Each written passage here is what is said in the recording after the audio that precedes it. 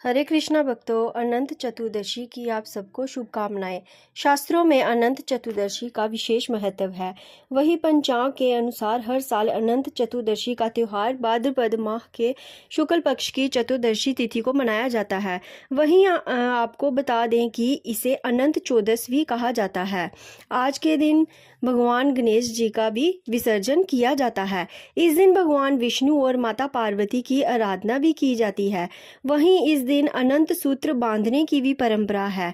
वहीं यहाँ हम अनंत चतुर्दशी के दिन पूजा करते समय व्रत कथा पढ़ना जरूरी माना जाता है। आइए जानते हैं इस व्रत कथा के बारे में।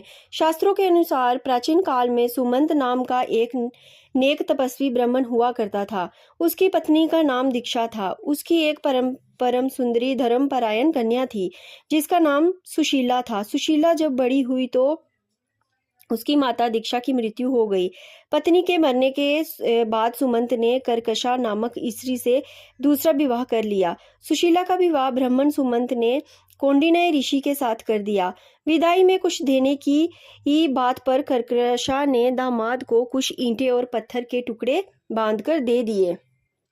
कौंडिन्य ऋषि दुखी हो अपनी पत्नी को लेकर अपने आश्रम की ओर चल दिए, परंतु रास्ते में ही रात हो गई। वे नदी तट पर संध्या करने लगे। सुशीला ने देखा वहां पर बहुत ही स्त्रियां सुंदर वस्त्र धारण कर किसी देवता की पूजा कर रही हैं। सुशीला के पूछने पर उन्होंने विधि पूर्वक अनंत व्रत की महत्ता बताई। सुशीला ने वहीं उस व्रत का अनुष्ठान किया और 14 गांठों वाला डोरा हाथ में बांधकर ऋषि कौंडिन्य के पास आ गई। कौंडिन्य ने सुशीला के बारे में देखा कि उसने यो डोरा बांधा हुआ है, तो उससे पूछा तो उसने सारी बात बता दी। उन्होंने डोरे की तोड़कर अग्नि में डाल दिया। इससे भगवान अनंत जी का अपमान हुआ। परिणामत ऋषि कौंडिन्य दुखी रहने लगे।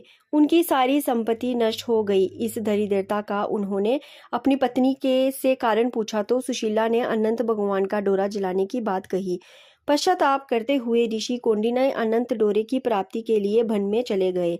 वन में कई दिनों तक भटकते भटकते निराश होकर एक दिन भूमि पर गिर पड़े।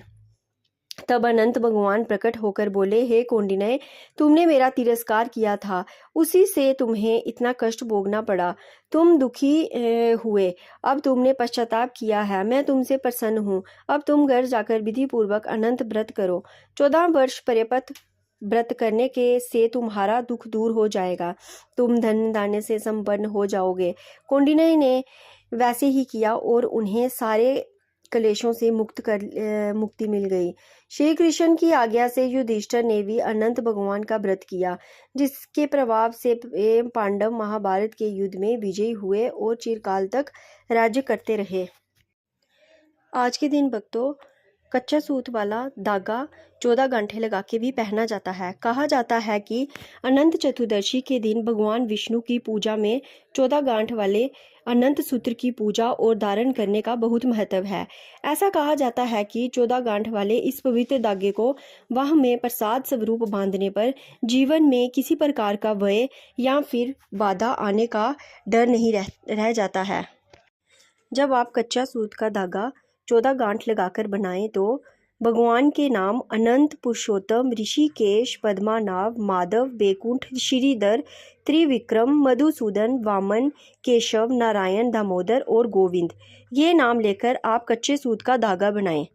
ये धागा आप विष्णु भगवान के चरणों में रखें। पूजा पाठ करने के बाद आप ये धागा पूरे परिवार को और खुद भी पहन लें और शाम ढलने से पहले इस धागे को खोल के किसी नदी में प्रवाह कर दें। राधे राधे भक्तों।